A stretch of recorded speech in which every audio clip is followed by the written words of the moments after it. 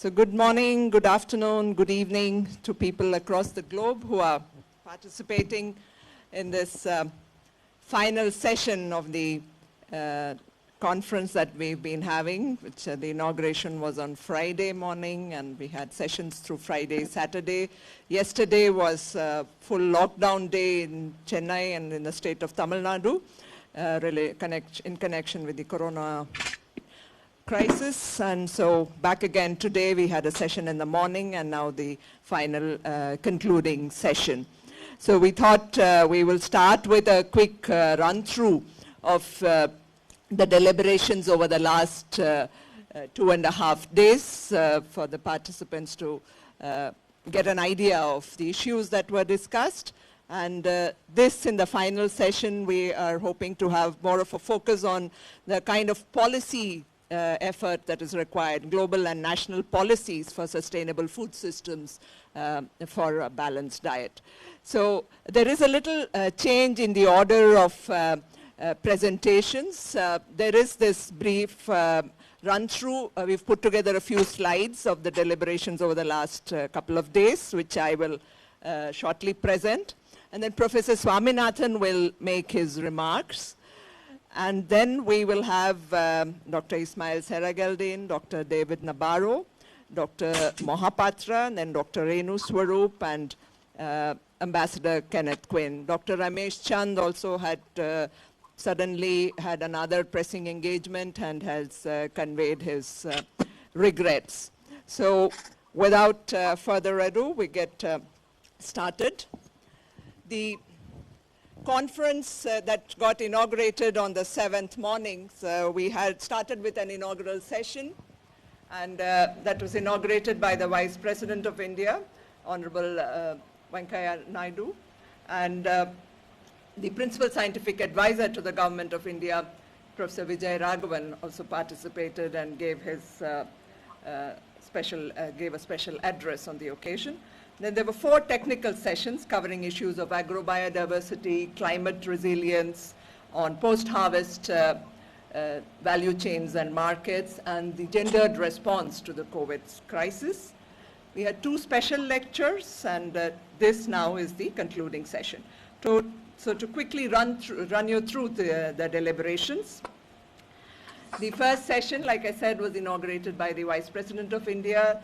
7th of August also happens to be the Foundation Day, and we had the release of our annual report. And broadly, the main issues that were highlighted both by Professor Swaminathan in his opening remarks, the importance of the farmer, of agriculture to the Indian society and the Indian economy, the need to recognize and salute the performance of the farmers, and the fact that even in this year of the COVID crisis, we've had record food grain production. Malnutrition is a cause for great concern, and there is also concern that it's going to be exacerbated with in the situation of this pandemic. So leveraging agriculture for nutrition is an important pathway to address this problem. The issue of women, recognition of women farmers, their rights, their access to land and property rights, just like men, was a point that was made by Professor Swaminathan in his opening remarks and further reiterated by the other speakers, and including the Vice President. The steps needed to make agriculture more viable and profitable, and the role that science can play in this. This was something the Principal Scientific Advisor, Dr. Vijay Raghavan, stressed upon, the need for anticipatory research and transfer of technology to build resilience among the farmer community, and the importance of markets and the need for adequate support for, especially for small farmers, for vulnerable communities, to have access, to have a level playing field in the market. There were 4 technical sessions. The first was on agrobiodiversity and sustainable production systems. And these are some of the key points that came out. In each panel had a set of eminent speakers and experts in the concerned discipline, and following the presentations, there were question and answers at the end. And so the key points in this session were in terms of the need for sustainable intensification of agriculture interventions and mainstreaming agrobiodiversity in production and consumption to address nutrition and health concerns and also address climate-related vulnerabilities. and the need for support that are based on science and technology, evidence-based, and which can also have the policy, the necessary policy support for sustainable food systems, for the restoration of the agroecosystem, health of the agroecosystem, and reinforcing the need for diverse diets. The need to orient research and development partnerships to support product development, leveraging transdisciplinary research. And given the diversity across the globe and even within India itself, the different cultures and food habits, the need for mass personalization of nutrition. And using, again, science and technology to achieve this. The need for biodiversity conservation, conserving local land races, agrobiodiversity resources, with identifying traits which are more resilient, which are more nutrient dense, for mainstreaming them into the food production system for better nutrition and medicine and health uses. Emphasizing on farmer-centric, focusing on vulnerable sections, the women farmers, the need for participatory approaches in plant breeding, considering the ecosystems and local community needs. So location-specific solutions needed. Policy interventions to strengthen networks among global, regional, local gene, seed, grain banks. Develop an approach to maintain and operate sustainable seed banks. Quality seed, access to quality seeds is a very important, felt need at the ground level. Need to empower farmers to cope with climate change through judicious use of biodiversity in agriculture, utilizing local knowledge systems for production and strengthening the health of ecosystems. Also the need to review current biodiversity policies from the gender perspective, and particularly on right to access and control over use of knowledge and benefits accruing from it at various levels, right from the local to the going upwards, and also with regard to particular sections like tribal communities, women, etc. The second technical session was on climate change, and although the focus was Tamil Nadu, it also had the larger macro perspective of climate issues. And specific to Tamil Nadu, there was the point came up that Tamil Nadu, the state, has shown considerable autonomous adaptation, but there is need for sustainable enhancement of productivity, which requires further varietal development, use of technologies for abiotic stress management, attention to soil health improvement and the necessary investment for it, and efforts to rationalize input use. The Kaveri Delta region in particular, which is the kind of the bread bowl of Tamil Nadu, that needs to cope with the transition to semi-arid conditions. There is increased exposure to reduced water availability, exposure to cyclones. So, and this region has recently been declared as a protected special agriculture zone. So there are measures that need to be taken to ensure that this is implemented, taking into account all the issues that need to be addressed in terms of water management, emphasis on agriculture, livestock, and fisheries for livelihoods, and tailor-made approaches for different subregions of the delta, integration with other services such as tourism. And methods of ecosystem-based adaptation that have been piloted and established, those need to be replicated and upscaled. The session on gendered response to COVID-19 was on Saturday afternoon, the 8th afternoon, the highlights were the need for gender disaggregated data by age, sex, and recognizing the increasing burden on women in the context of the COVID pandemic, the work burden, the increased domestic violence that they are facing, and the need for special attention, need to ensure uninterrupted reproductive and health services during this period, recognizing these as essential services. Harnessing local gram panchayats to understand and address community level issues and develop decentralized support and governance systems. The need for appropriate measures and resources for women to recover and rebuild their livelihoods, restoration of early childhood development care and community health systems, building the capacity of frontline workers, and improving the distribution of dry rations and entitlements, because there is the looming fear that the nutrition situation is going to further deteriorate given the current crisis situation. And so the need for necessary measures to ensure that we do not slide down. The session this morning focused on post-harvest markets and supply chain, and what came up was the need for appropriate technologies to ensure that there is the required quantity of nutrients as prescribed by the Food Safety Authority, Standards Authority of India, and the need for maintaining nutrition-related quality standards, processing industries to be environmentally sustainable, and the need for attention to small farmers and market access for them. So in promoting FPOs, this aspect has to be taken into account. It cannot be a one-size-fits-all approach. One needs to understand the context, the design, the group you're catering to. The need to shift from a paradigm shift from production-centric to income-centric approach, which has been adopted in Tamil Nadu and was presented by the Secretary of Agriculture in the government of Tamil Nadu, and the promotion of agribusiness interventions with the participation of farmer-producer organizations in the value chain.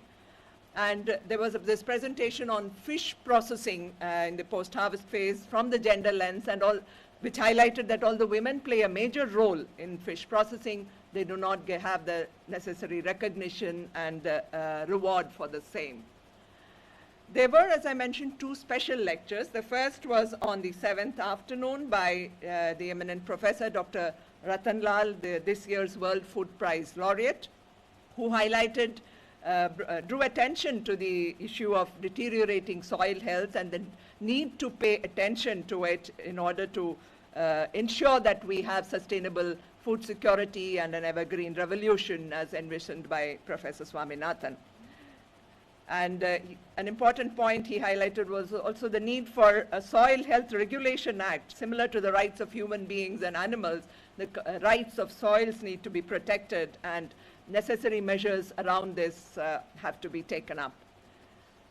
The second special lecture was on Saturday morning on the importance of science communication, which is more important than ever in the current crisis situation.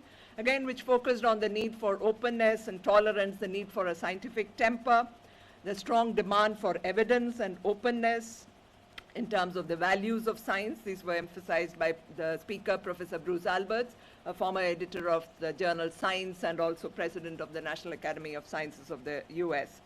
And the need to improve scientific publications, stop predatory scientific journals, and also to ensure that science reaches the masses. So there is need for inquiry-based science education, and science as an important tool is to also nurture the young minds, so in terms of young academicians. So this in brief was what happened, what transpired over the sessions till this morning, and this, as I said now, is the concluding session.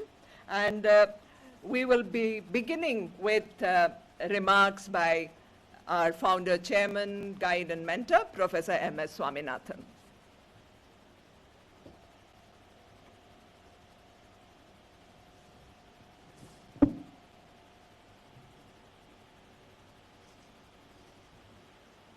You can speak.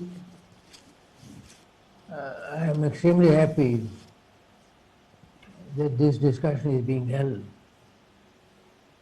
because over 10 years ago, the National Commission on Farmers dealt with some of these issues. The most important point made by the National Commission on Farmers is that we should measure agriculture progress not by yield alone, but by income per hectare. How to increase income, these are dealt with in the report of the Farmers Commission. And in this meeting also, for example, Professor Ratan Lal's point on the importance of soil, water, biodiversity, these are all important issues. But the government has given it a lot of importance. For example, the present government gave the soil health card to everyone, every farmer, in order to ensure that the health of the soil is good. But what is now important is how to increase the income of the farmer. There are so many ways of doing it. Farmers, one is of course higher productivity and higher market supply. But this needs attention to, as I said earlier, about the soil health, irrigation and water security and so on.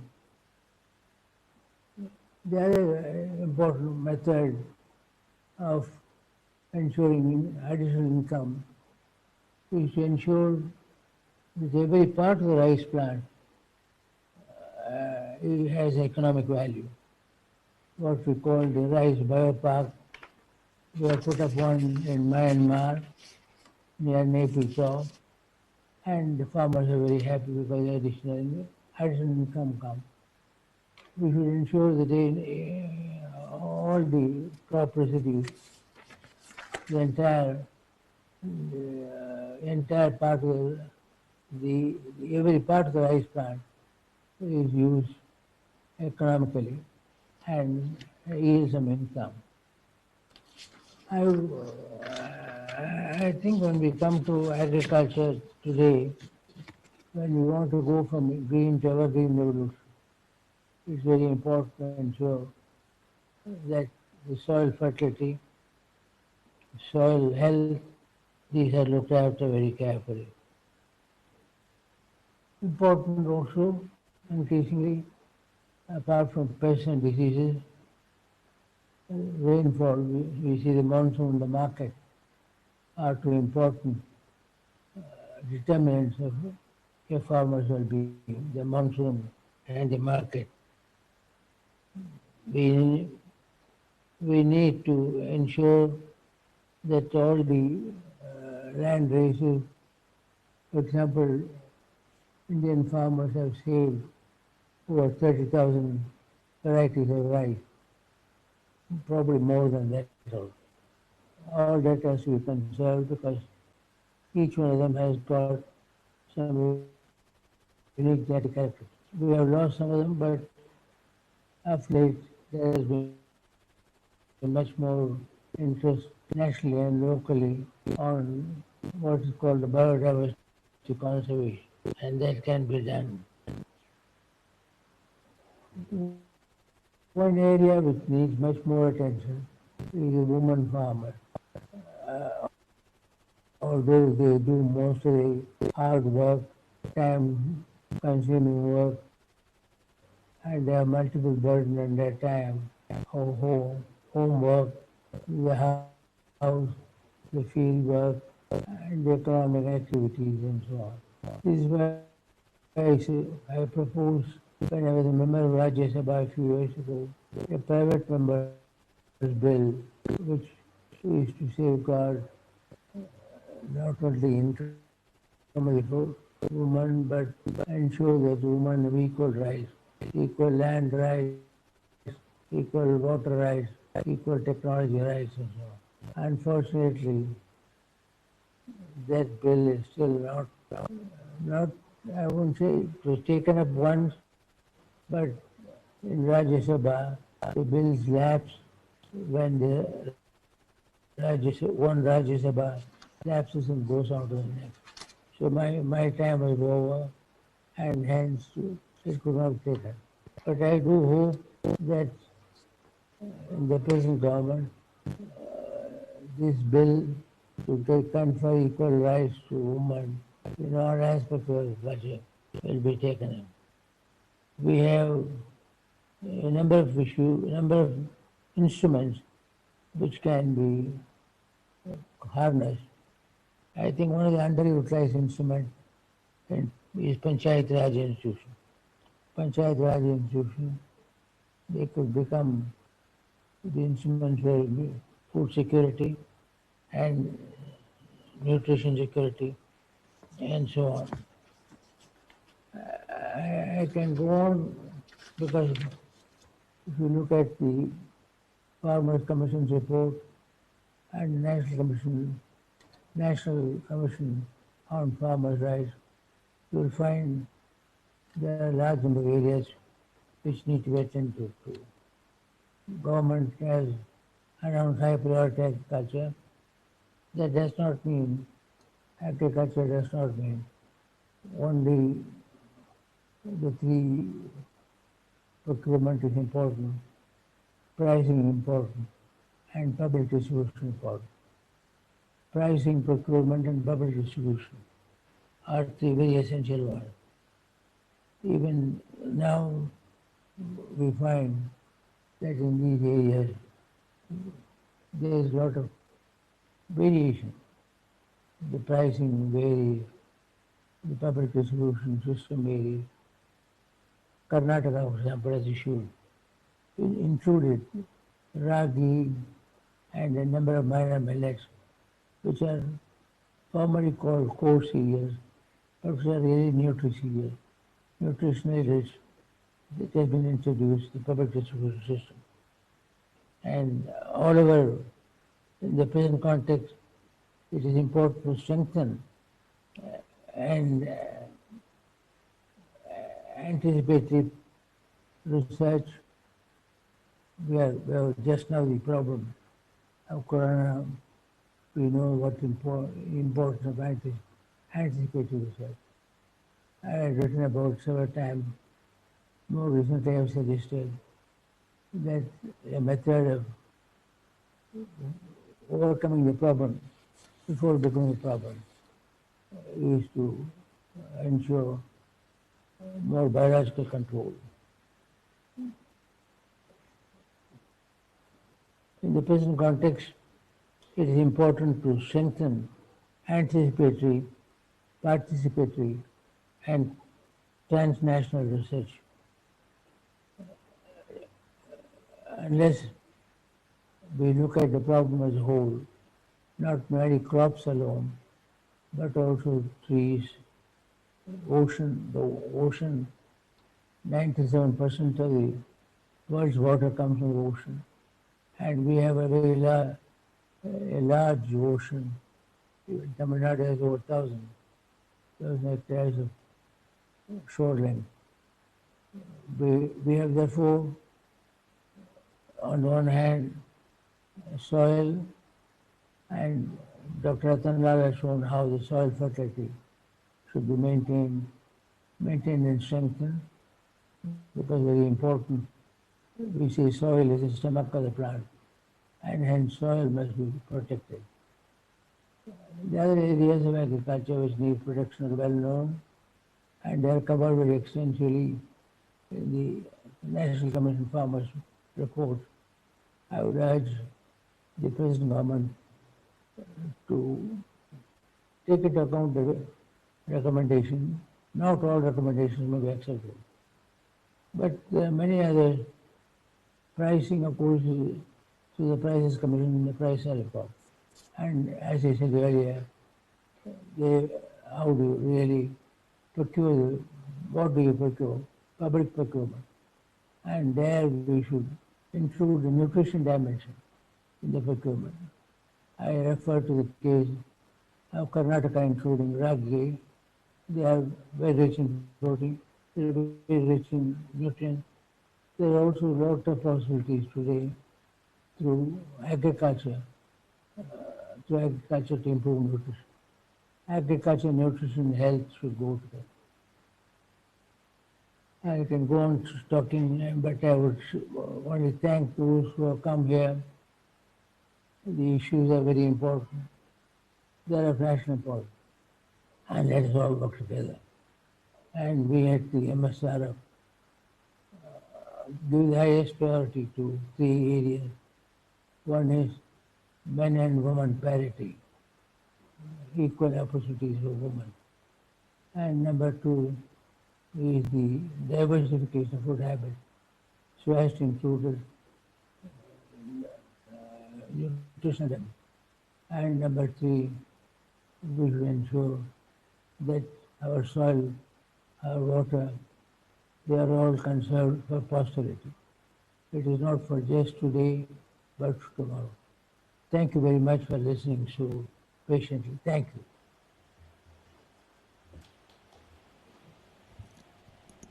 Thank you very much, sir. Just to briefly summarize the points made by Professor Swaminathan, he emphasized on the importance of attention to farmers' income. And he also referred to the reports of the National Commission on Farmers that he had chaired, and where the emphasis was on, again, farmers. The generic title of the report submitted by the Commission was Serving Farmers and Saving Farming. So the bottom line has to be the income, the take-home income of the farmer.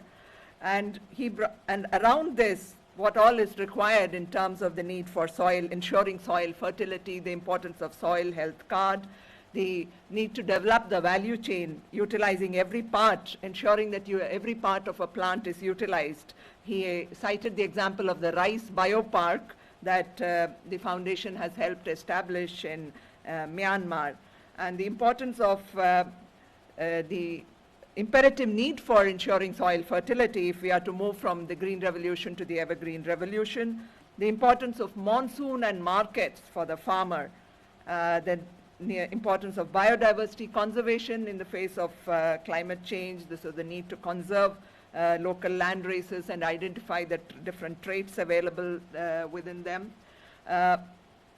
The need for attention to the vulnerable groups, the importance of the woman farmer, and recognition of the role that she plays in agriculture.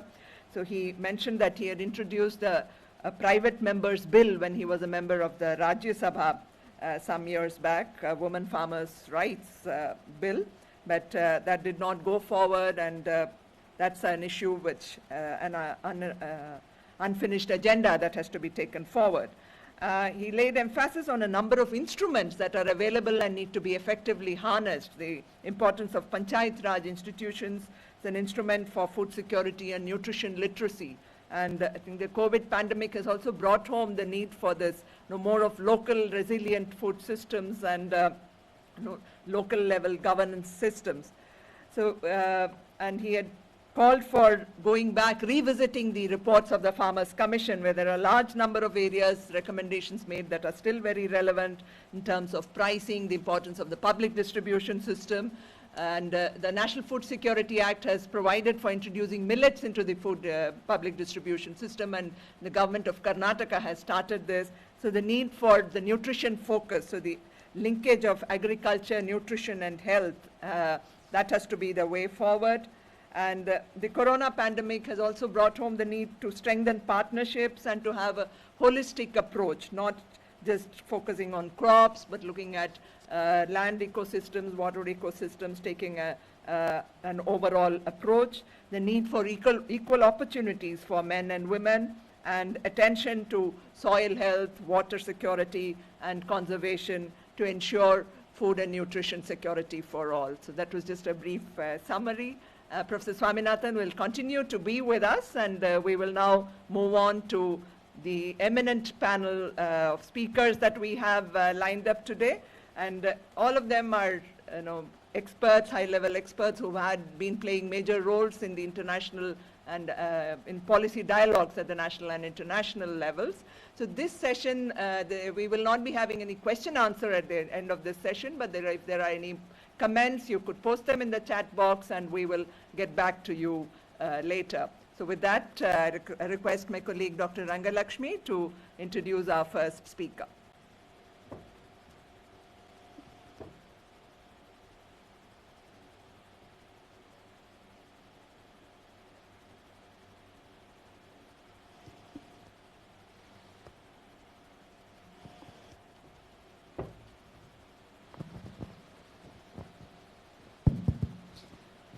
Thank you.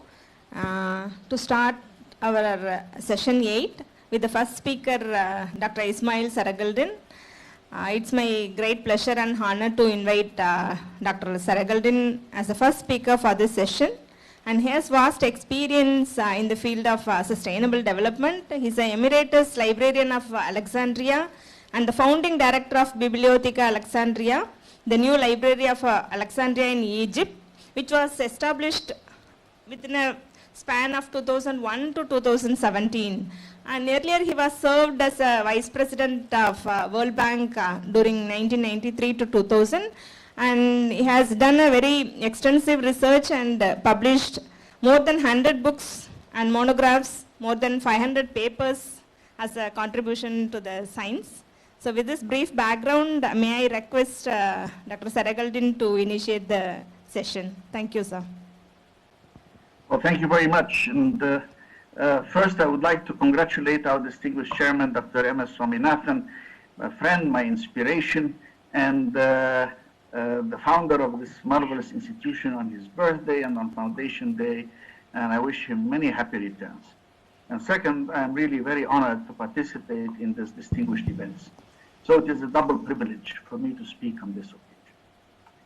So, ladies and gentlemen, the current global health crisis has disrupted supply chains, exposed the precariousness of the condition of millions of households, and showed how frayed the social security nets are in many societies. It also laid bare the need to address the interrelated challenges of hunger, malnutrition, climate change, and environmental degradation, and it has emphasized the need for concerted, proactive, and collective actions to achieve the Sustainable Development Goals and not just to confront the current pandemic. But within the context of the public health and related economic disasters that the world is living through, many international and regional funding and research organizations agree on the urgent need to support international agricultural research and food security, for science is the key to the future. Indeed, many have issued appeals and suggestions for policy and action, but beyond the declaration, we urgently need real action globally on the ground.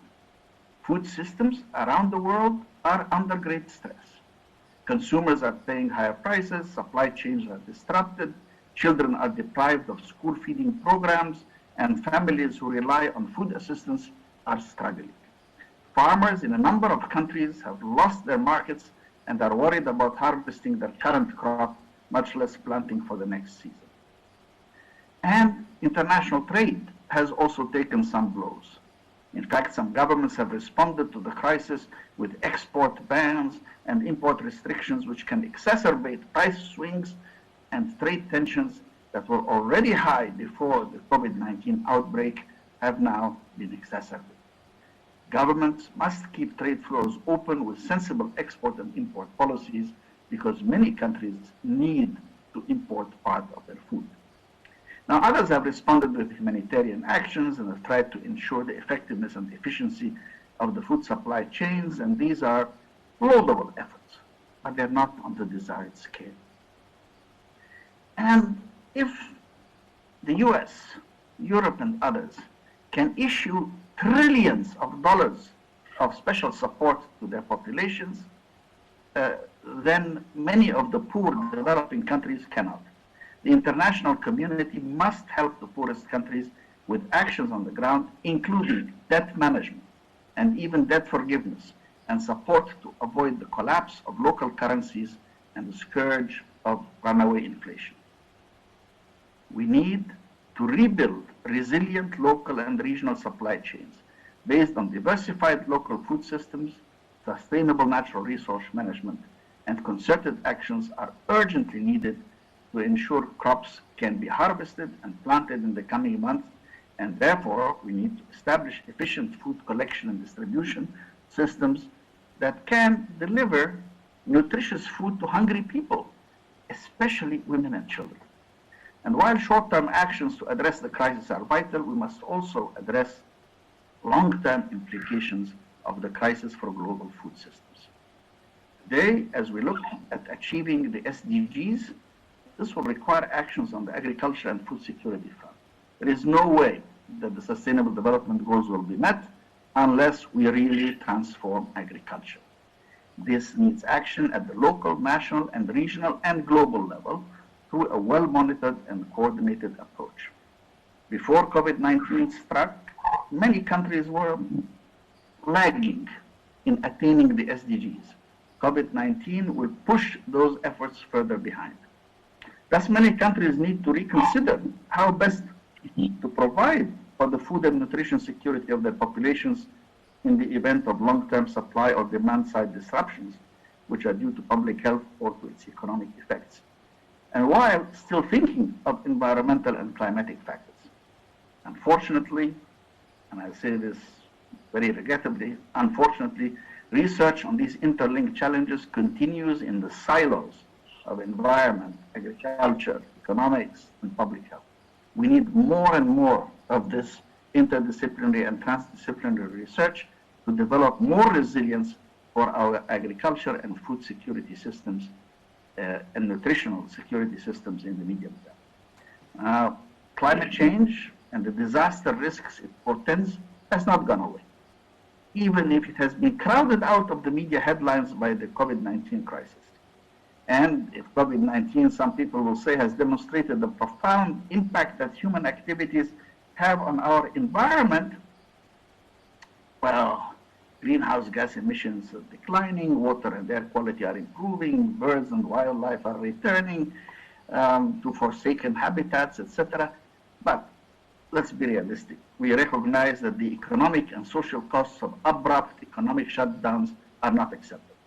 We will need to rebuild better in terms of energy infrastructure and resilient systems of agriculture that conserve natural resources and biodiversity and agrobiodiversity while increasing carbon sequestration, improving soil health and water quality, generation of renewable energy, scientific eco-regional planning, etc., etc.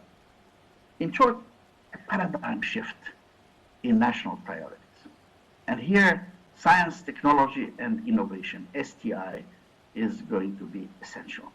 And not just in addressing COVID-19 and coming up with new tests, therapeutics, and vaccines, but also in addressing other global threats and challenges. And the revolution on ICT on one hand, and the revolution in biology on the other, can help reimagine the food and agricultural systems to provide food security to the poor and to transform the sector by reducing its environmental and climate footprints. Disruptive innovations are needed to increase productivity and income through precision farming, timely delivery of inputs to farmers' fields through a more from less, doubly green revolution, as our chairman has taught us for many years. Research should also help bring new technologies to markets, including out-of-the-box ideas, such as meats from single-cell proteins to biofuels from algae, from accelerated fish farming to improved livestock breeding to plant-based proteins. Such frameworks should enable rapid movement from the lab to the land, from the farm gate to the consumer plate. Nutrition. Nutrition is important in all human beings at all points of the life cycle. And for women, health is a human right, and their access to good nutrition is fundamental to ensuring good health and underpinning their empowerment. And as Dr. Swaminathan said, their equal rights to land and to tenure and to other rights. But in addition, a well-fed mother will give birth to a proper weight baby and be able to lactate and breastfeed her child, especially in those early months after delivery. And that is fundamental for well-fed children in early childhood will be able to avoid the scourge of stunting and grow into more productive adults fit to participate in the knowledge economies of the future. Entire families benefit from the realization of the importance of women's right to health. And the medium and long-term post-COVID response must ensure that the needs of all women, as well as all men and children as well, are met, but including those who are most marginalized and most difficult to reach. On the logistics side of things, we must avoid the disruption of input supply. Urgent actions should start now to ensure that adequate credit and agricultural inputs, whether seeds, fertilizers, or pesticides, are available when and where needed to strengthen the ability of the farmer to deliver. And fertilizers should stop focusing exclusively on the chemical inputs. We need to understand the biological basis of soil fertility, and I think Dr. Ratanlal has done a lot on that, along with others as well. Transportation, storage, and distribution systems need to be enhanced, especially as more and more of the population of the world is becoming urbanized. And we need to include the capacity to change production systems to meet these shifting demands. Now, the UN will be holding the Food System Summit in 2021. This will be a major opportunity to craft a well-organized global effort to address these challenges, to ensure that the best practices of the few become the standard practices of the many, and that real partnerships for implementing actions on the ground are forged between all governments, regional banks, bilateral agencies, the private sector, NGOs, farmers associations, women's groups, and consumers everywhere. So finally, I would say that it is my firm belief that by acting collectively for the common good, motivated by our recognition of our common humanity, driven by caring and compassion for the poorest and the weakest amongst the human family, we can help human society overcome the multifaceted challenges brought on by the pandemic and place society on a much stronger and more sustainable path of growth and balanced development. The time for action is now, for with such a vision and such committed action, we can create a world system where we think of the unborn, remember the forgotten, give hope to the forlorn, include the excluded, reach out to the unreached, and by our actions in these days of crisis, lay the foundations for better tomorrows. Thank you.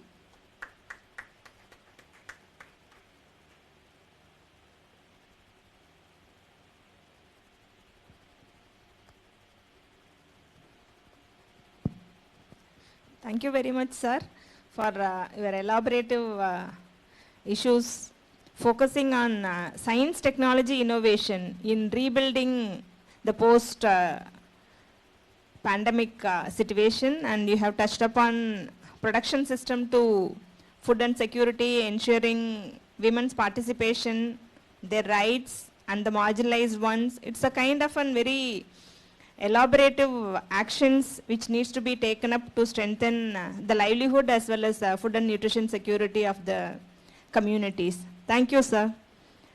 Now, as a second speaker, Dr. David Nabarro. He is the co-director of Imperial College Institute of Global Health Innovation at the Imperial College London. And he supports system leadership for sustainable development from his Switzerland-based social enterprise 4SD. Since March 2020, he is also a kind of a special envoy of WHO Director General of Geneva on post-COVID-19 situation. He is also a kind of a very eminent researcher come administrator on different capacities in UK and UN systems. He is a recipient of World Food Prize in October 2018, together with Dr. Lawrence Haddad for his leadership in raising profile and building coalition for action for better nutrition across different sustainable development goals. May I request Dr. David Nabarro to share your brief points. Thank you. Thank you very much.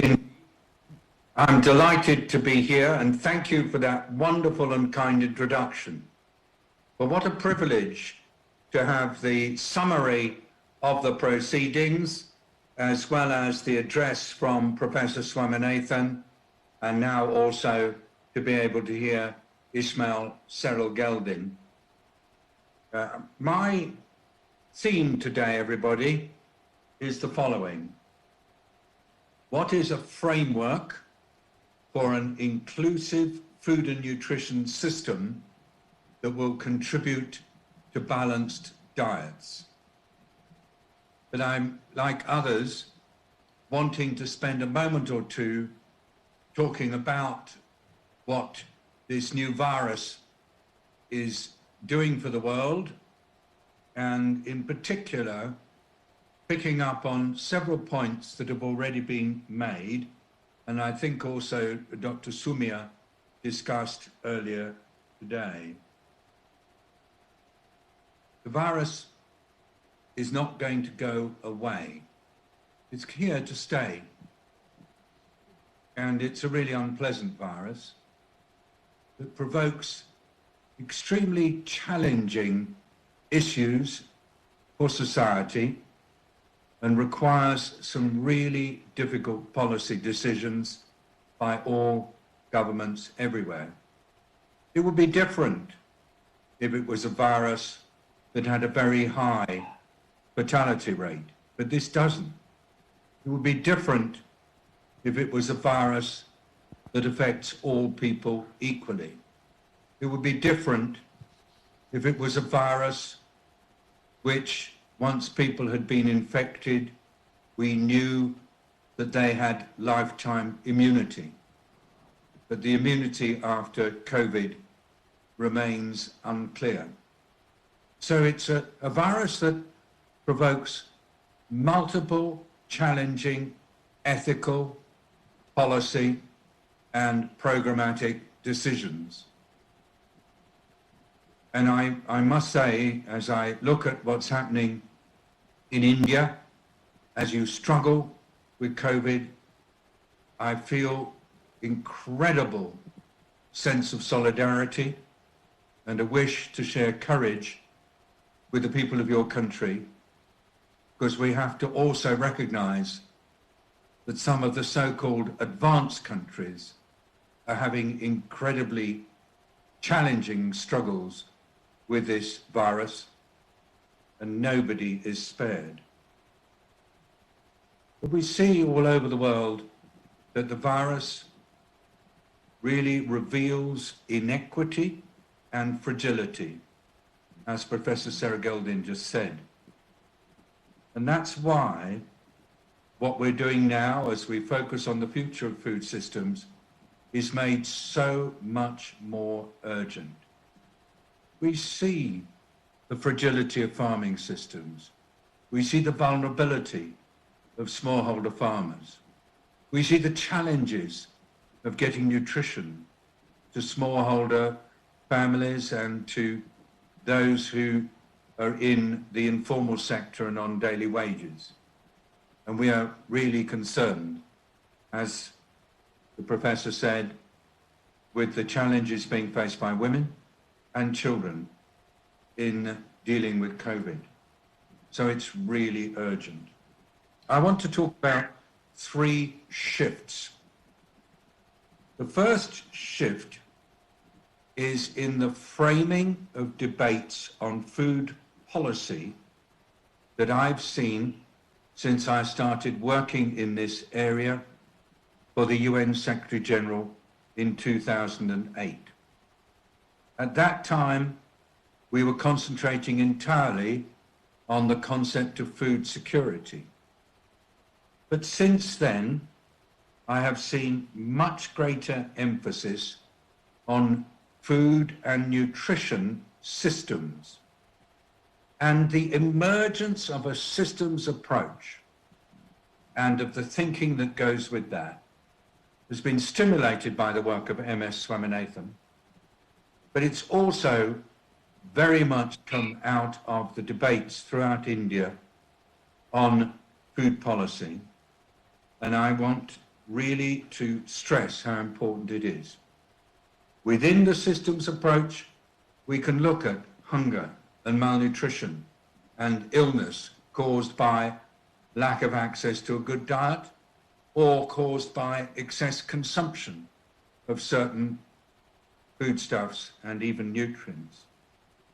Within a systems approach, we can focus on the issues faced by food producers, whether they are smallholder food producers or people in indigenous communities who are under stress, or those whose resilience is being undermined by climate change. We can go straight to the interests of producers as well as of the laborers who operate in food systems and look at them from a livelihood perspective. Or we can look at food systems from the perspective of the environment and biodiversity. We know that food as an activity is contributing to significant losses of biodiversity everywhere. And we can look at food systems from the perspective of climate change, knowing that between 1/4 and 1/3 of the damage to the world's climate at this time is caused by activities to do with food production and processing. These are 4 different facets of food systems. They are all important. And the reason why we have to have a systems approach is because there are inconsistencies when we try to pursue all 4 facets. There are trade-offs that have to be explored. There are incredibly strongly held positions and deep tensions, sometimes associated with violent conflict. So unless we take a systems approach and recognize the multiplicity of purpose that is at the base of working on food, we will face difficulty. So framing change number 1 is the development of a systems approach. Framing change number 2 is the recognition of the need to involve multiple actors in bringing about change. Ismail said it just now. It's got to be through collective action.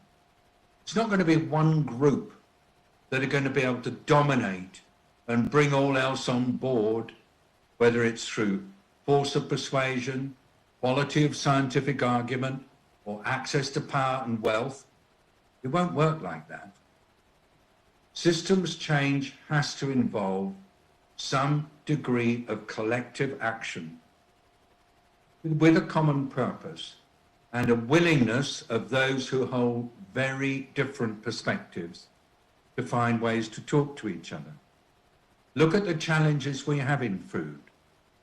Those who focus on livelihoods often find themselves at loggerheads with those who concentrate on environmental sustainability. And if they're not at loggerheads, there are many who would like to provoke discord and indeed conflict. Those who focus on nutrition and health are often portrayed as being working against the interests of those concerned about livelihoods, particularly of smallholders. Those who focus on climate, both in terms of mitigation and adaptation, are often presented as working against the interests of farmers and of labourers, or indeed working against the interests of those working for better nutrition and health. And it's a necessity to find ways to enable the different protagonists to work together and weave a better future is the second shift in framing that I'm seeing more and more widespread. A recognition that this weaving approach is necessary, involving multiple actors with varied perspectives, acknowledging tensions, and using the practice of systems leadership to make it happen. And my third and last area of framing that I believe is shifting relates to institutional priorities. As I look at the development of this UN Food Systems Summit in 2021 that Ismail just referred to, I see a really welcome shift. There is built into the preparation a recognition of the need for collective action using multiple perspectives. I can't say at the moment how well this is going to go, but I am enormously optimistic that whether it's at local level, national level, regional level, or global level, we will see an approach to food that is much more inclusive, interdisciplinary, all-encompassing, with characterization of the need to weave different approaches together, and the prospect that over the next 10 years, we will come out with frameworks for sustainable, resilient, people-centered, nutritious, and climate-compatible food systems that will be for the good of all. Thanks again for the chance to share these perspectives. Thank you very much, sir, for this very lucid elucidation of the three shifts that are required. And we will, at the end of this conference, be coming out with a report, and we'll be taking forward the recommendations with different forums and all of the contributions being made, including by the eminent speakers here, will be an important part of this. Our next speaker is Dr. Trilochan Mohapatra, the Secretary to the Department of Agriculture Research and Education, Government of India, and the Director General of the Indian Council of Agricultural Research, spearheading the agriculture research system in the country. He is known for his studies in the fields of molecular genetics and genomics, and an elected fellow of various bodies, notably the National Academy of Sciences in India, the National Academy of Agricultural Sciences, and the Indian National Science Academy, and the Indian Society of Genetics and Plant Breeding. So over to you, Dr. Mohapatra. Thank you very much. At the outset, let me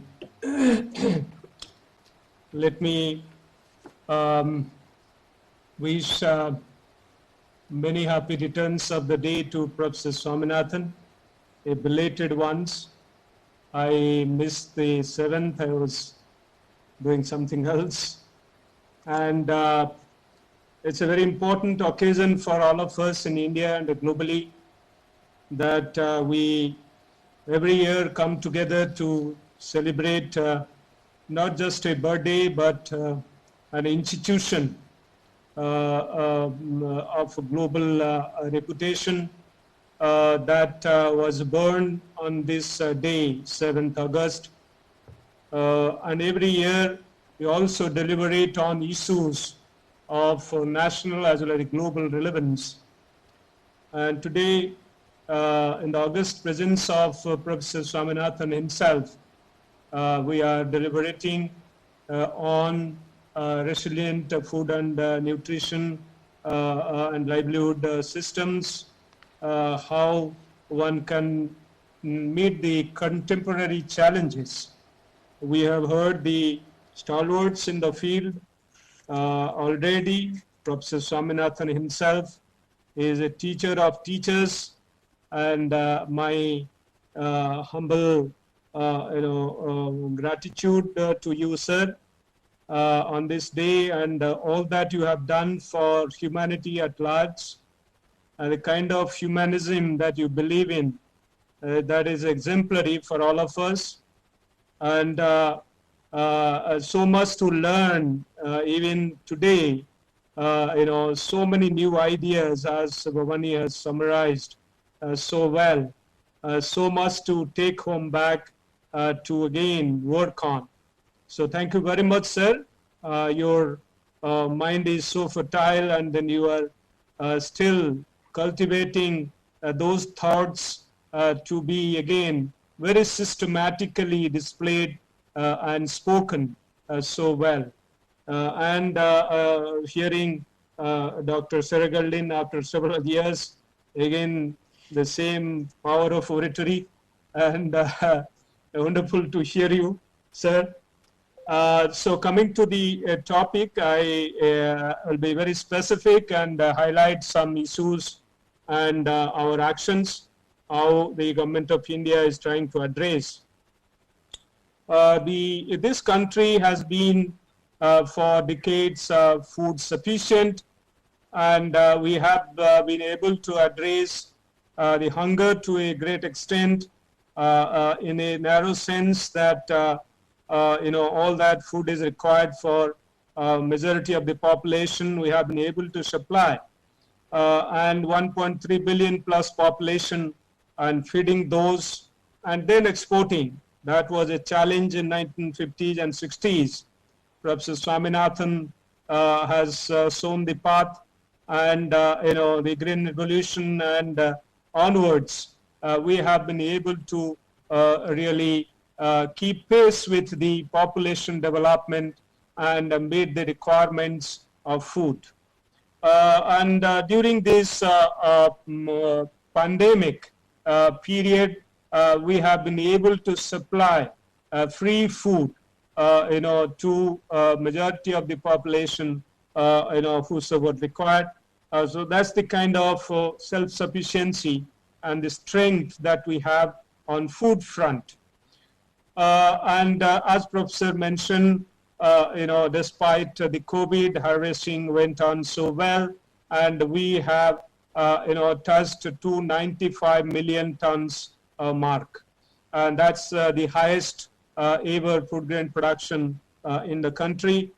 And this is not just the food that we have, but the mainstreaming of nutri foods, particularly in today's context, the nutri cereals.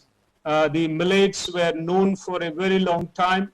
It was poor man's diet, and today it is not only mainstreamed here, but also at the global level.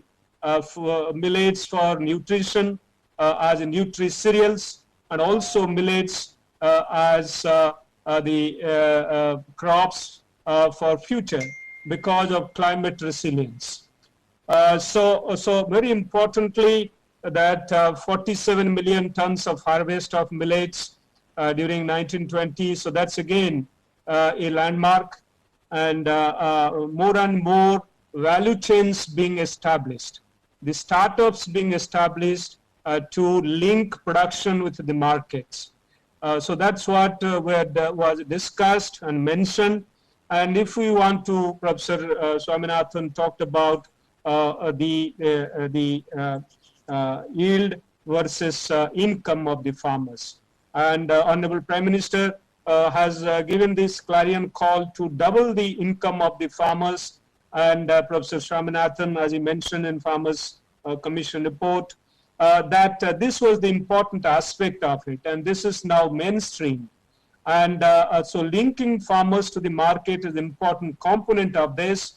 And government has earmarked 6,800 crores for establishing 10,000 farmer producer organizations. Again, to mainstream this marketing process, linking farmers to the market. And the farmers, when they come together, their strength maximizes, and this is where the objective is, that bringing farmers together to produce organizations who would have strength directly to market, also to have minimum processing, packaging, value addition, and also linkage to the market. So this is one area where we are progressing quite fast, and hopefully in years to come, the farmers' programs and production systems will be further strengthened to add up to their income. So the soil health has been a major issue in this country, and our soils are denuded. Professor Swaminathan in the year 1968, in fact, warned, during Green Revolution era itself, that the soils would be a casualty if we continue the way we are actually dealing with the soils during Green Revolution period. And in fact, that has assumed serious proportions, and many of our soils are devoid of carbon, for instance, 0.1% carbon in many areas. And similarly, majority of our soils, more than 88% of our soils are deficient in nitrogen. And similarly, micronutrients, phosphorus, potash, and so on and so forth. And this is a serious concern when you talk of sustainable agriculture. So we need to really address this. So this is where we are planning to add up our the crop residues to the field and have more of conservation agriculture practices. Professor Ratan Lal keeps emphasizing on this through various meetings and discussions and addresses, that building soil organic carbon would be the important component for tomorrow's agriculture. And this is where our focus is, and the soil health cards, which have been distributed to more than 100 million farmers.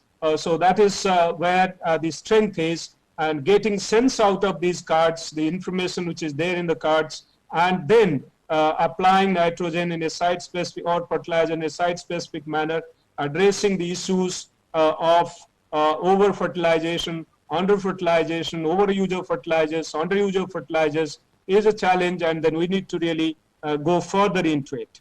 And bringing in organic, we have developed more than 50 organic practices in different cropping systems, and there is also a conventional organic practice program which has been brought out and which is in place by the central government, and a lot of emphasis is given to organic products. Global markets have been created by way of this, but there's a lot more to be done, a long way to go in this particular area. Very recently, a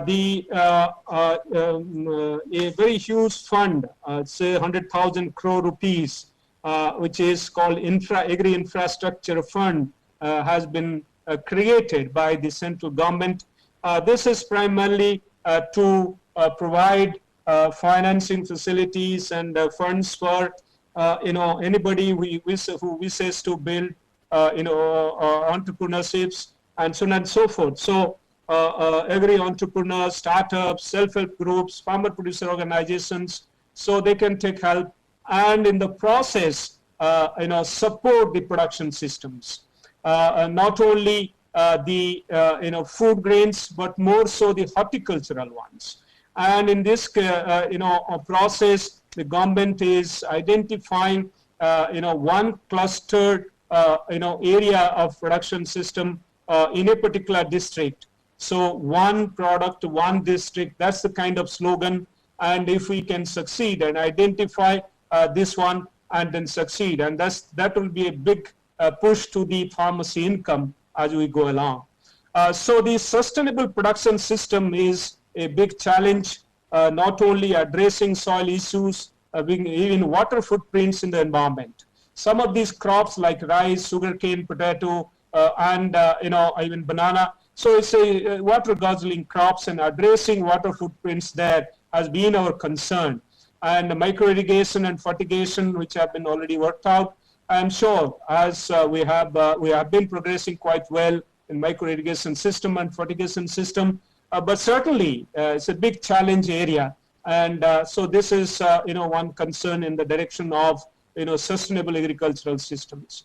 We have put in place integrated farming system models, and these models are being replicated. That's the positive part of it.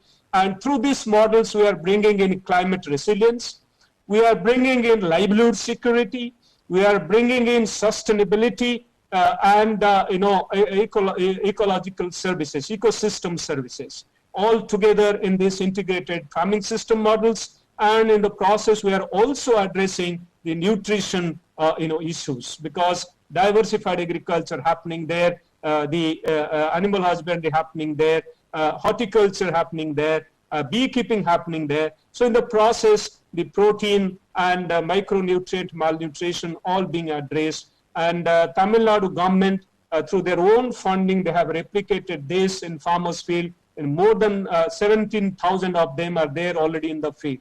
Of our models which we have developed, more than 60 of them. And similarly in Kerala, more than 7,000 of them are replicated. So this is one beautiful example of building these models and then taking to the state governments, and with their support, again replicating them.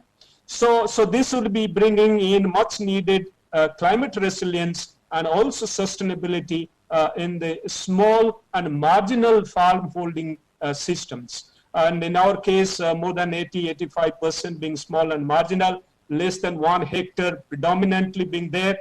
And these kind of production system, integrated farming system models are really enhancing income and also bringing in resilience. So these are beautiful examples which need to be really further promoted, not only in India, but at the global scale. And this requires further global level attention so that the small and marginal farmers at the global level benefit from these schemes enormously. And nutrition outcomes are also increased in the process.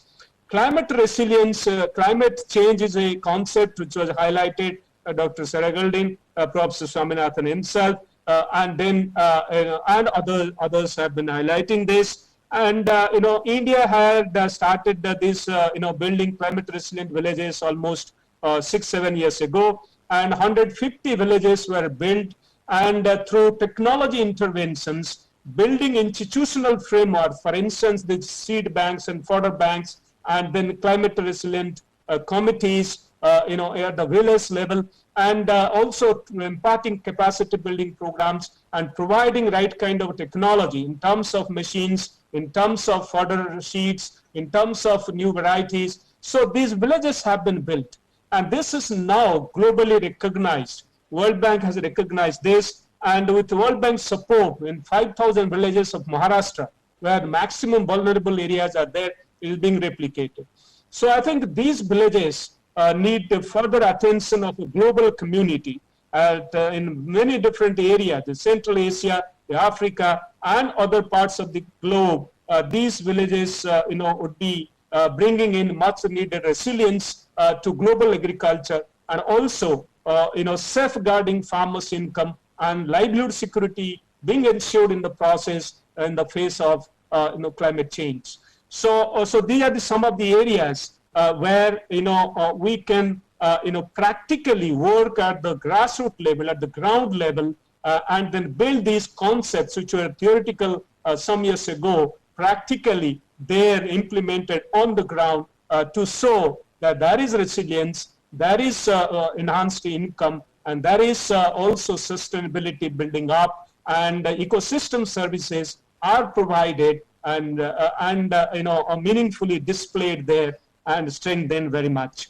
Without taking any more time, the digital agriculture is happening. There's another space in which we are working, and probably it will take some more years to delve deeper and bring in other digital platforms and like blockchain technologies to address holistically and linking farmers to the market.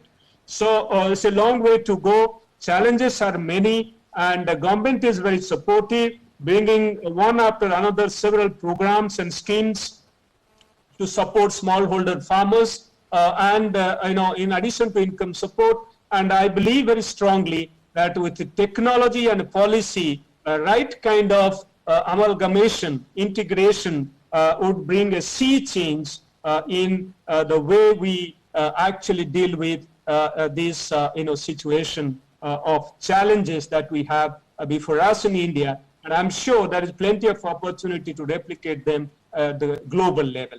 So with this, I stop here. I thank Dr. Bhavani and Professor Swaminathan and others, for giving me this opportunity. And I'm sure, as usual, every year I go there and attend the meetings, and it's a great opportunity by Professor Swaminathan, by way of establishing this unique organization and bringing world leaders together to deliberate on issues of relevance and give us guidance to build our future programs. And today is no exception, sir.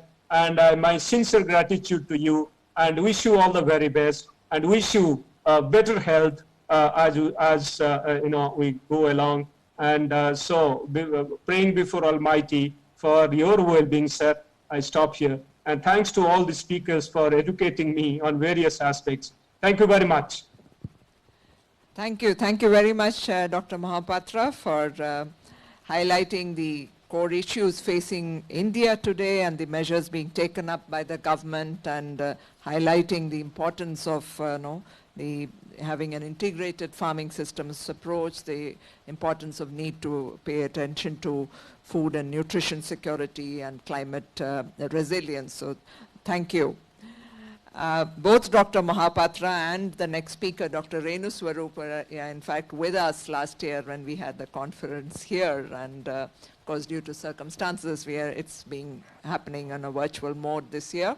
So our next speaker, Dr. Renu Swarup, is the Secretary Government of India in the Department of Biotechnology, and she's actively contributed to the formulation of India's biotechnology vision and strategy, and is credited with the establishment of India's largest microbial resource center, the Microbial Culture Collection. And to acknowledge her support in microbial diversity research and a newly discovered microbial species, Natrialba swarupiae, has been named in her honor by the National Center for Cell Sciences. In addition to being secretary in the Department of Biotechnology, she is also chairperson, Biotechnology Industry Research Assistance Council, BIRAC, a public sector company incorporated by the Government of India to promote research and innovation in the biotech enterprise with special focus on startups and SMEs. Thank you, ma'am, for making the time. Over to you. Thank you very much. And it's such a pleasure to be here, even though it's virtually. As you rightly said, each year it's become a part of our habit to be at the Swaminathan Research Foundation at this time of the year. I first of all take this opportunity to congratulate Professor Swaminathan and wish him all good health and best wishes for his birthday and the Foundation Day. As has been said by the earlier speakers, I think this series of global leaders coming together to discuss issues on agriculture over these years around this time has become such an important feature that not just do we discuss important aspects, but it's also important because they set the tone for many policy decisions which get taken.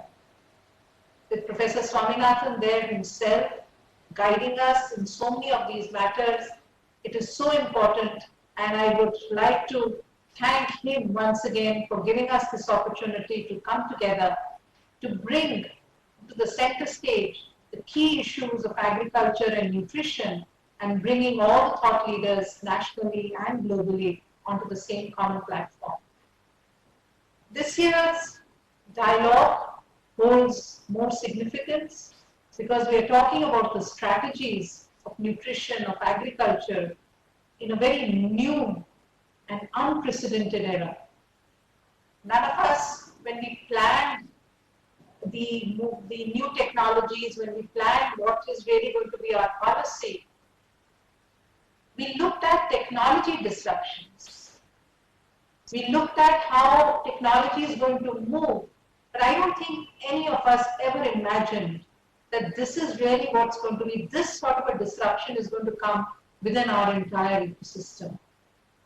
Today, what are we talking about? We're talking about supply chain disruptions. We're talking about behavioral changes.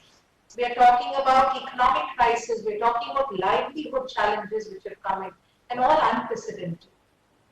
And what is also important is that we all have to agree to this, that as we move on, post-COVID, it's going to be a new era that we're looking at. There will have to be changes that we bring into the system, and those changes equally also reflect in the agriculture and the nutrition component of it.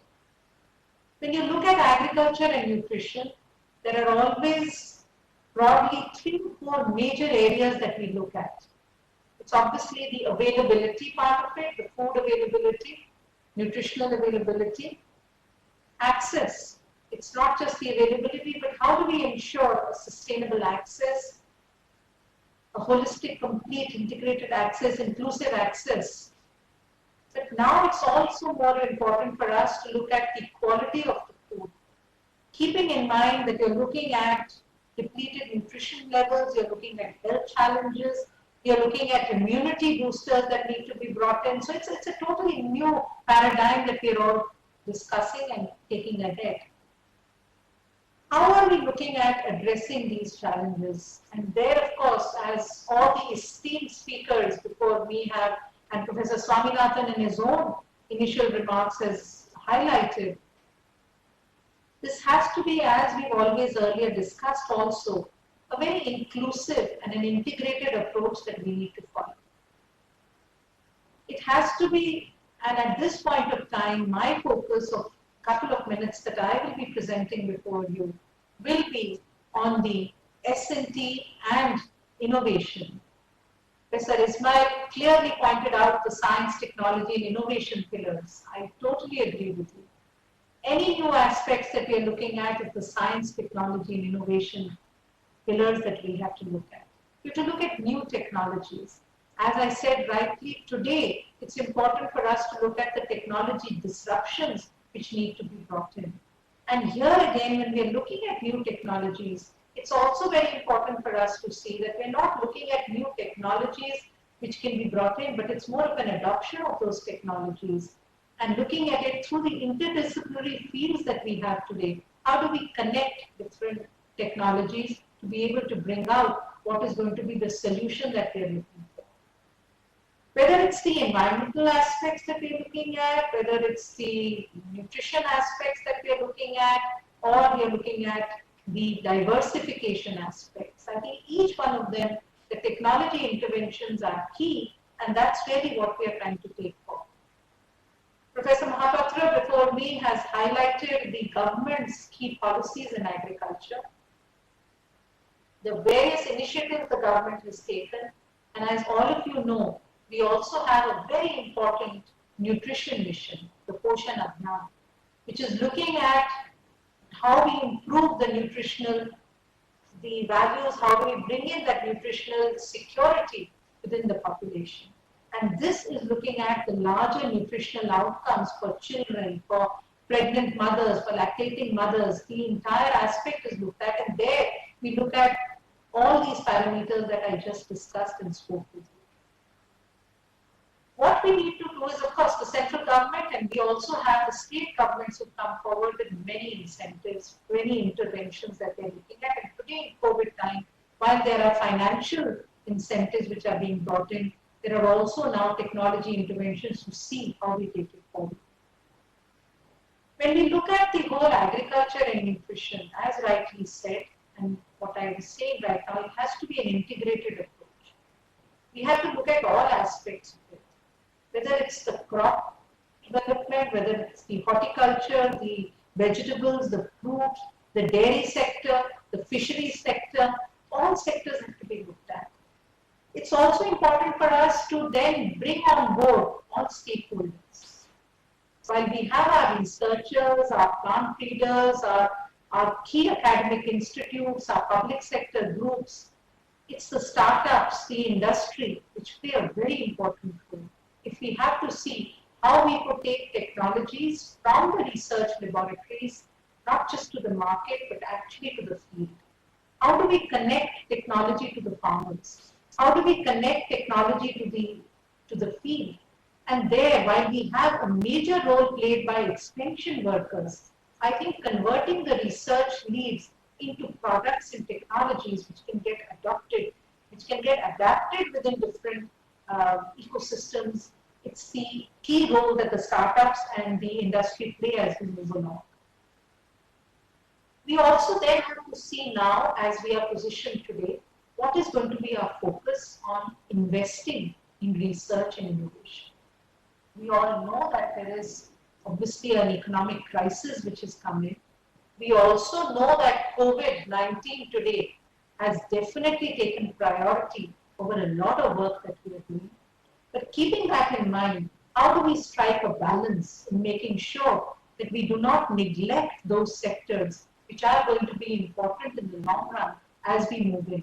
So bringing in the right technology interventions, investing correctly in the research and innovation, which is going to help us to be able to mitigate these risks and these challenges, is key for us as we move along.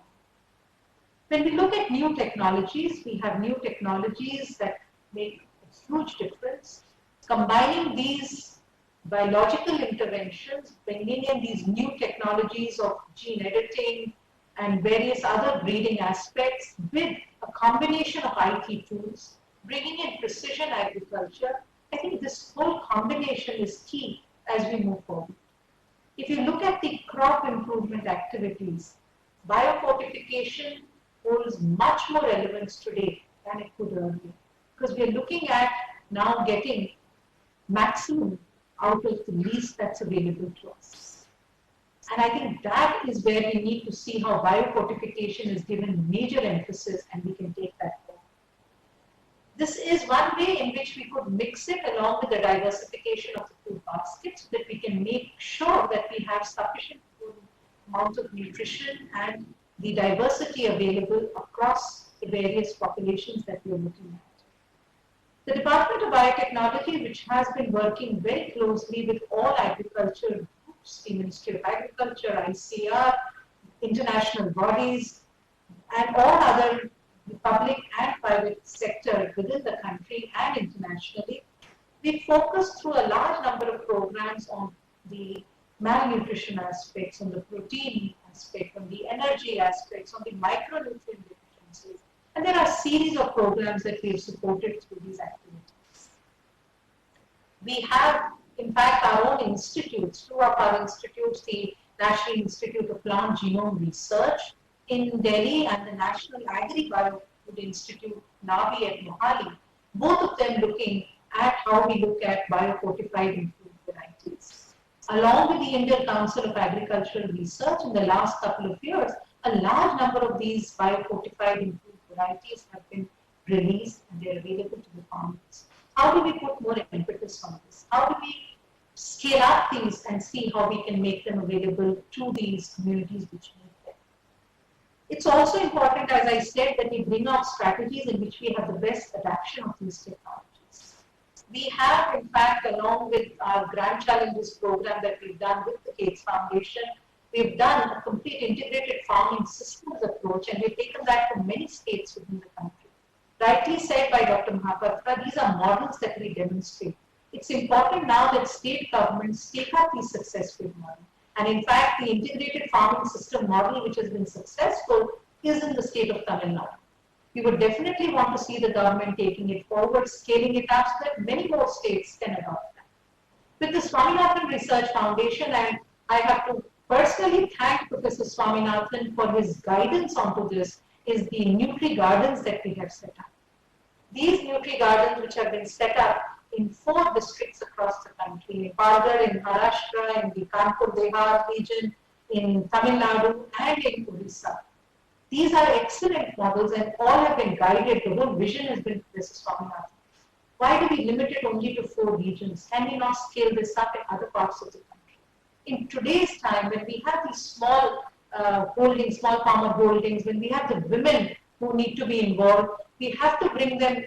This is the best model that we can take forward. These Nutri Gardens give us immense value, and I think this is a model which we have successfully been able to demonstrate, and we would definitely want to see this scaled up. I think a clear policy intervention for this, working with state governments, is going to be key for us to take it ahead. Last year when I was at the Swaminathan Foundation in Chennai, I did mention to you about starting a program that we call the Biotechnology Hubs, which was linking the farmers to the S&T, to the research, looking at farmer-centric problems where our institutes actually define S&T solutions and take them back to the farmers. I'm pleased to inform you that in this 1 year, we've set up over 100 Biotech Kisan Hubs across the country. We have 115 aspirational districts, and today more than 105 of these have been covered. In the next couple of weeks, all 115 will be covered. This, we are working very closely with the Krishi Vigyan Kendras, the agricultural universities, and seeing how it's more of a bottom-up approach where the farmers give us their problems, the agricultural universities bring in the scientific solutions. Again, we're benefiting over 100,000 farmers through this activity. Approaches that we can replicate. We similarly have rural technology clusters that we've been able to set up. Again, approaches that we can replicate. So I would just like to conclude by saying we have excellent models. We've run pilots within the government in partnership with the state governments, in partnership with the public sector, in partnership with NGOs, in partnership with many of these startup incubators. Today we have a large number of startup incubators. In today's crisis, it's important to connect all these and see how we pick up the best practices and take it forward. We have to look at 3 major aspects. One is building the required infrastructure and capacities, having the best human resource that's trained for it, seeing how we can look at these various activities, how do we bring in an integration of technologies and skills that we would need for large-scale adoption of these, and more importantly, keeping it inclusive, making sure that we bring in the gender sensitization aspects as well. So I think if we bring in these, what we have done over these many years, today is when we need it all the more.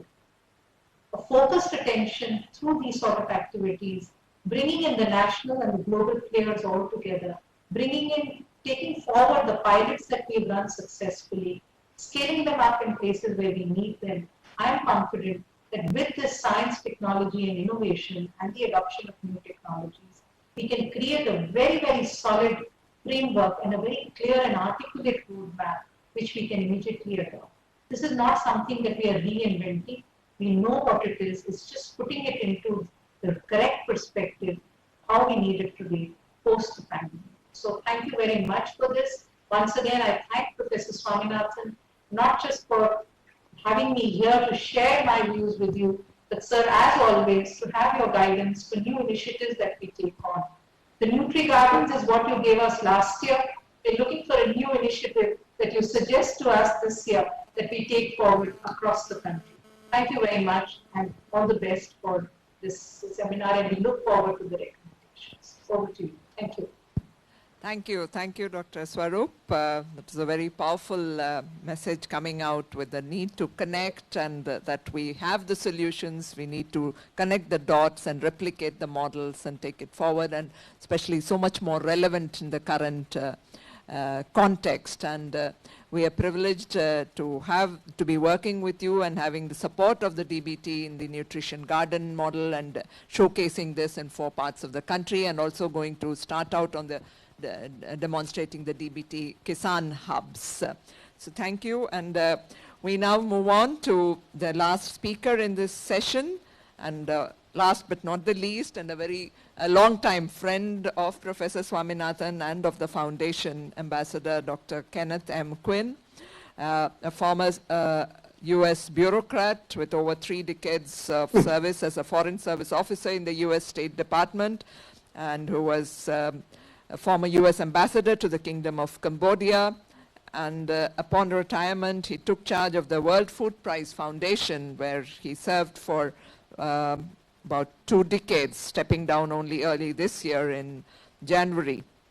And he's, of course, served in this part of the world, as served in the Mekong Delta at the beginning of the Green Revolution, has been in the National Security Council staff at the White House, and in several other positions, including as Deputy American Ambassador in the Philippines, culminating with his assignment as U.S. Ambassador in Cambodia. So over to you, Ambassador Quinn. All of us, we fondly recall having you with us again in person last year, and look forward to hearing you. Well, thank you very much. It's a pleasure to be here virtually. I'm sitting in Iowa, where it's morning. But I first want to extend my warmest birthday wishes to Dr. M.S. Swaminathan.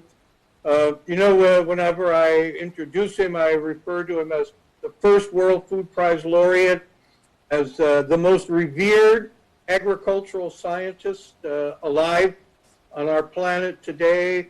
He's on the top 20 individuals in Asia in the 20th century. But it occurs to me that he has 2 other titles, perhaps even more important than those. First, he's the husband of Meena Swaminathan, and the father of 3 wonderful daughters who are deeply involved in science. So I want to extend my congratulations to Meena Swaminathan on having this new fellowship named in her honor. This is so very, very richly deserved.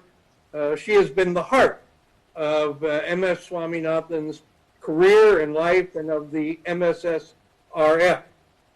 Now, usually this weekend is a birthday, and usually you have a gift, but I don't have a way of bringing a present to the party. But I wanted to show you, this was my present to M.S. Swaminathan on his 90th birthday. I wrote this tribute, and it's filled with wonderful photos of him at the World Food Prize and engaged in other great achievements with Dr. Norman Borlaug. But so I've sent to Dr. Swaminathan and to the foundation the digital version of this. So for any who are watching and want to have this, it can be easily shared, and I hope that you will share it with others. You know, usually if you write about somebody on their 90th birthday, you pretty much can sum up their life. But like Dr. Borlaug, MS Swaminathan still going strong and has added to this story, including with this virtual consultation. You know, as we gather virtually for this, the world confronting two extraordinary challenges: the COVID-19 pandemic and its impact on global food security. I was in Asia. I was in Vietnam and Thailand and Myanmar in January and February as COVID-19 was just beginning its global, horrible, devastating spread. And remember going through the airports in Bangkok and in Taipei on the way back to the United States. Everyone's wearing masks. They were taking those initial steps.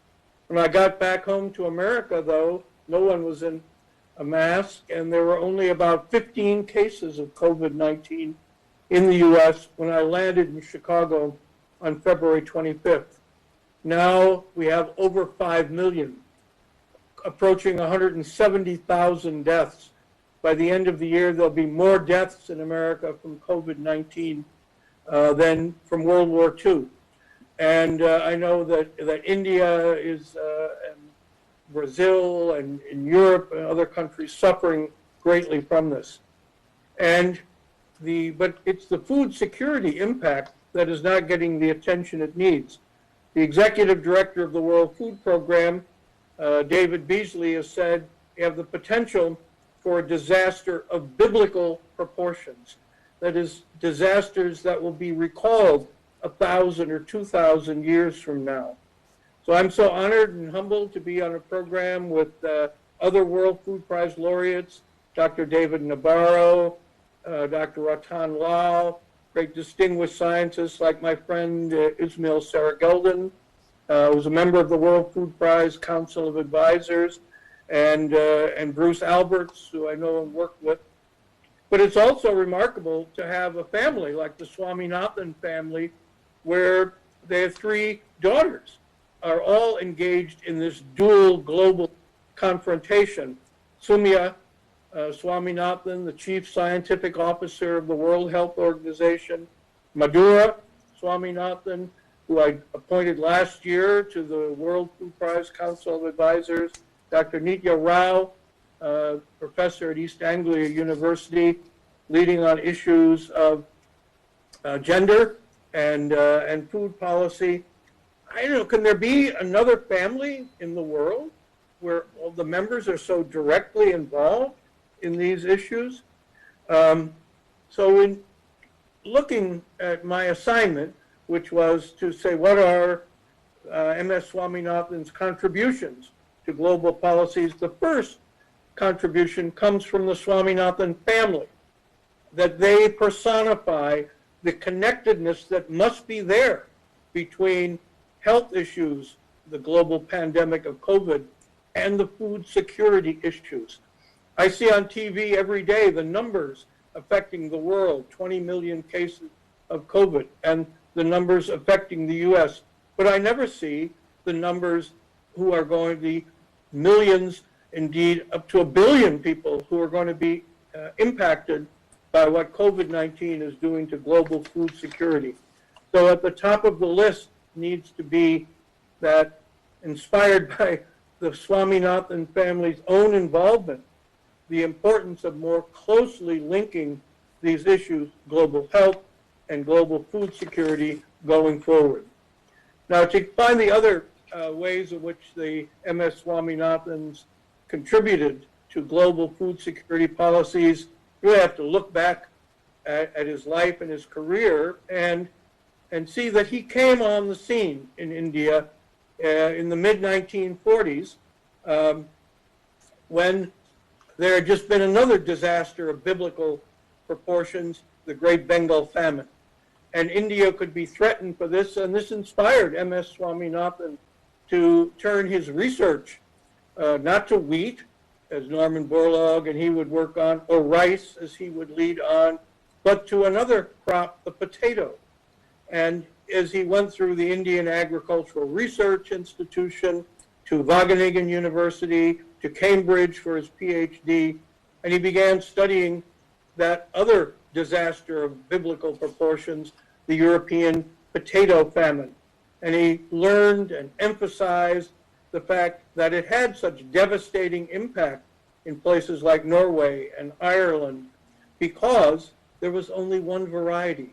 There was no biodiversity. There were no other varieties. And so a theme that has gone through M.S. Swaminathan's life from beginning through today has been the critical importance of biodiversity. And so add to that list of the agenda as we're going forward. And I might note that in Norway, the potato famine there drove families to immigrate to the United States, including one that made its way to Iowa outside a little town called Cresco, where they set up a family farm. That family's name was Borlaug. And it also impacted a family in Western Ireland. And about the same time the Borlaugs were coming to America, another Irish family named Farrell was coming. And the young teenager, age 17, became a New York City policeman and died during the Spanish flu in 1918. That was my grandfather, Michael Martin Farrell, and my mom was just 2 years old when he died from that terrible flu. So it's sort of in the DNA of Norman Borlaug and myself, and that brought us together with M.S. Swaminathan in the year 2000 around the World Food Prize Foundation and the agenda we would have there. So, of course, Swaminathan and Borlaug collaborated beginning in 1963, and with Minister C. Subramaniam and a great many other scientists and leaders in India and in Pakistan, prevented that additional disaster, one that could have caused a famine taking millions, hundreds of millions of lives in India, was prevented through their work, through their collaboration. And Swaminathan and Borlaug went on to lead what I consider to be the single greatest period of food production and hunger reduction in human history. And then in 2000, when I retired after being ambassador in Cambodia, came home to Des Moines, and I met M.S. Swaminathan for the first time, even though his life and mine had parallels and connections, and with Norman Borlaug, and we set out, the three of us, to build the World Food Prize, to call attention to the global issues and priorities. One of these came from 2000 at the UN. Kofi Annan established the Millennium Development Goals, reached out to M.S. Swaminathan, and another World Food Prize laureate, Pedro Sanchez, to chair the Hunger Task Force as part of the MDGs. And there, the task force led by M.S. Swaminathan concluded, yes, we can cut hunger in half or more, but we will need, for example, 50% more rice in 2030 than we have now. And it has to be done by increasing yield per plant, because we cannot cut down the habitat. So this will take research on seeds and others, because preserving the habitat was so critical to M.S. Swaminathan's vision of the evergreen revolution.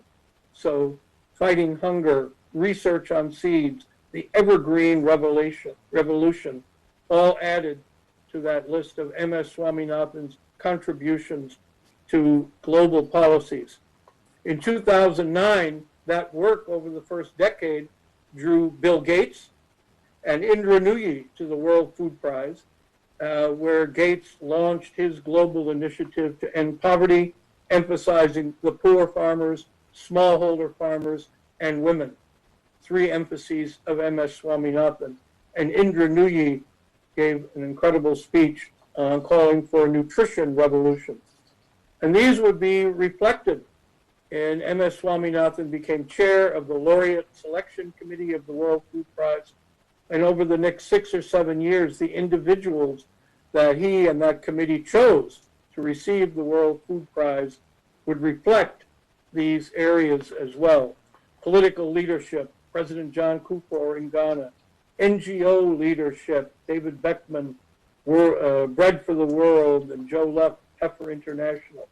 Biotechnology recognized at the same time as biodiversity. We need biotechnology. We'll need GMOs to deal with the rising seas and intrusion of salt water, floods and drought. But at the same time, cannot make the mistake of the 19th century, must have biodiversity on this. The women in agriculture with Basle Abed and Brock and work there. And then biofortification. African scientists being recognized for their work on the orange flesh sweet potato. But there are two times that particularly stand out for me. One was in 2012 when Secretary General now Ban Ki-moon came to Des Moines and presented the World Food Prize to Dr. Daniel Hillel, the Israeli agricultural pioneer who had been nominated by 3 Muslim scientists from 3 Muslim and Arab countries. And in the audience is filled with Muslims and Hindus and Buddhists and Christians, Israelis and Arabs. Princess Haya, the daughter of King Hussein, is there. Arab sheikhs. Everyone is standing and cheering. It's agriculture brought people together across even the greatest divisions. Peace through agriculture. Another part of M.S. Swaminathan's legacy, his contribution to global policies. And in 2004, the International Year of Rice, when Professor Yunlong Ping of China was one of our winners. And Yunlong Ping is there with Norman Borlaug, M.S. Swaminathan, probably the 3 leading agricultural scientists in the world. But to me, they represented this importance of the collaboration of the United States and China and India, and of course of Africa as well, and Brazil and South America have to be there. But more than ever, we need that collaboration. And regrettably, now the international politics, the government-to-government relationships are not there. So it will take the NGOs, it will take the research centers, the inspiration of Yunlong Ping, Norman Borlaug, M.S. Swaminathan, to bring people together for the collaboration that we must have.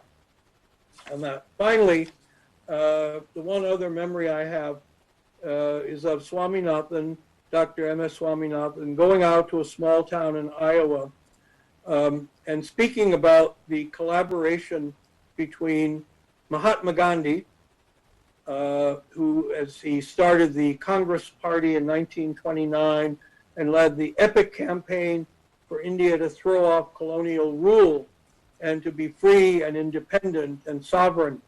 And he and Gandhi wrote to Professor George Washington Carver, an African-American scientist who had been born in slavery in America, and when emancipated was turned away from colleges because of the color of his skin until he came to Iowa, and where Iowa State University admitted him. And here is Gandhi worried about, will he be strong enough? Will his nutrition be strong enough for this long slog for India to become free?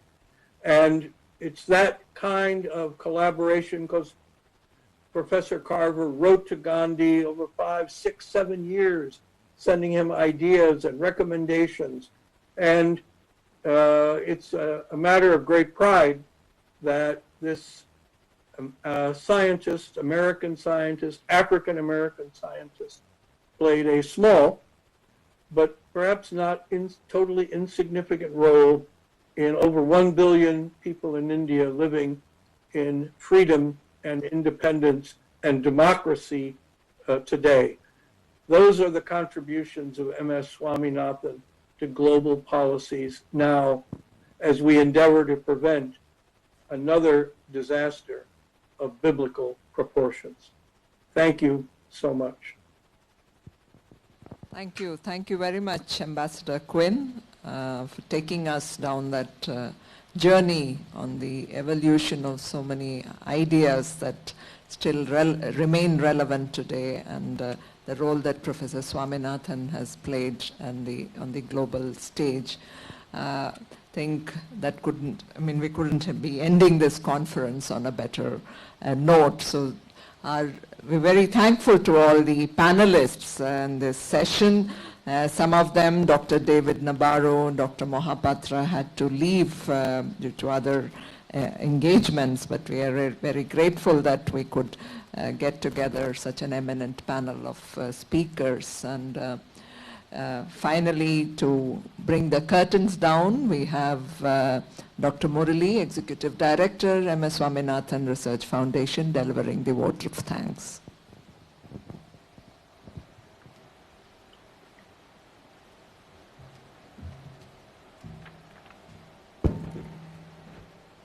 Thanks everybody. In fact, Professor Swaminathan has written a note that I read out, but this is mostly to me and Dr. Hariharan. He said, I am grateful to Dr. Murali, Executive Director, and Dr. Hariharan and all the staff and scholars of MSSRF for arranging a very valuable virtual consultation.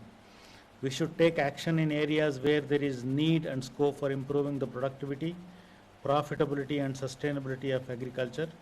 Our thanks also go to the staff and scholars of other institutions who participated virtually in the consultation.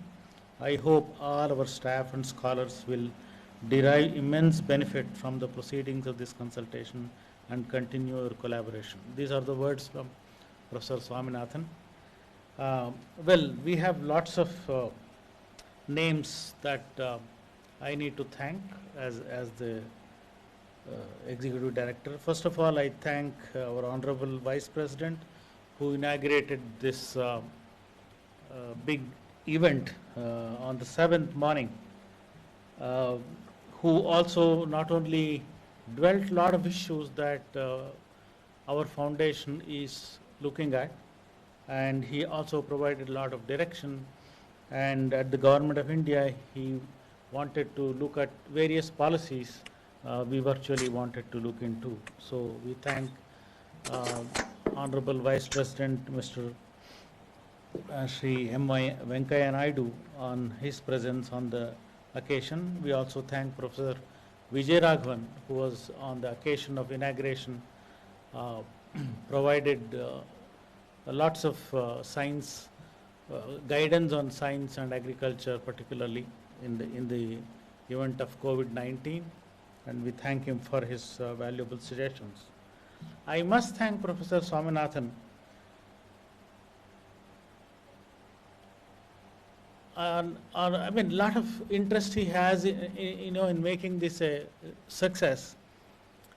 We last almost 1st or 2nd of August, we thought we are going to have less charismatic, I would say, the inaugural session, but I think he pulled off and spoke to our Vice President, and he was able to bring the Vice President on the podium on that day, and therefore I thank him profusely.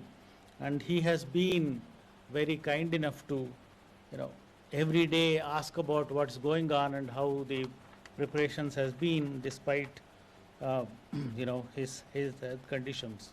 So I profusely thank him on all our behalf that he will continue to guide us ever so in many, many years to come.